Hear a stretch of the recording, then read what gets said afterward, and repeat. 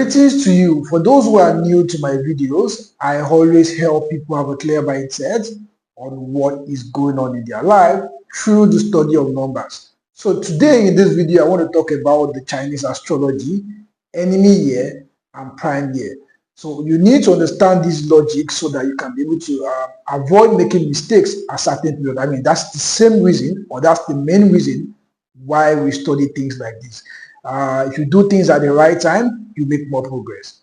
If you do things at the wrong time, that's when you get to face more issues, more setbacks, and more challenges. So let's now look at the logic behind the prime year and the enemy year. Let me start from the Chinese astrology.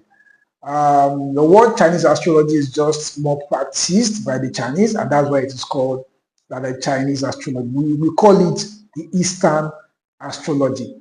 And the logic about it is every period has a 12-year cycle, right? So every 12 years, there's always a reset, and there's a 6 years difference between these things.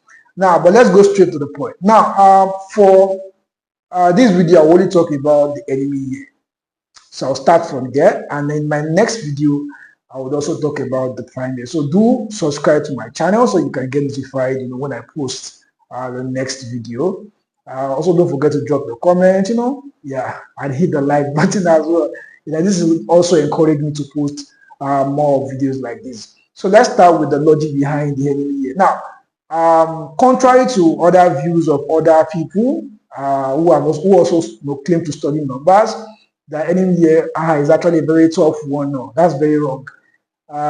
You can do wonderfully well in your enemy year as long as you understand the rules behind it. Now, let me give this analogy. I always give analogy of the enemy year as a dry season. We all know that when it comes to dry season, I mean, that's a season in Africa where it's not always recommended to plant crops in such period of time because naturally the universe does not, fortify the progress of crops in that period of time.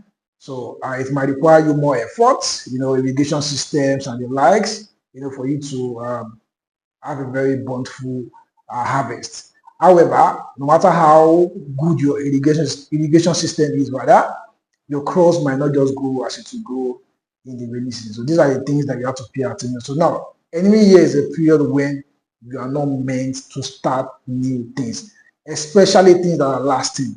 Let me give you a basic example. So you should not, as a woman, conceive or probably give birth in your enemy years. It's not really recommended. Both the conceive and the giving birth is not recommended in your enemy year.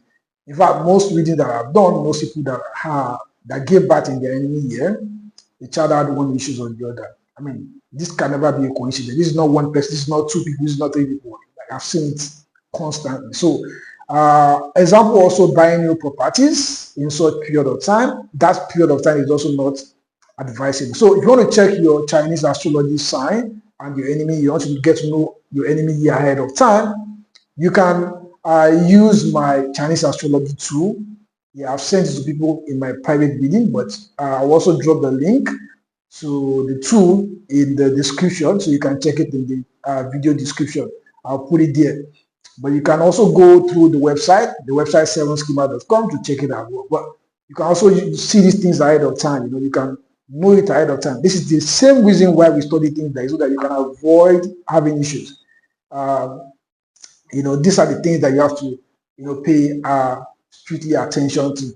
So in my next video, I'm going to talk about the prime year as well. But now I hope you have been able to understand the enemy year. And, I'll see you all in my next video.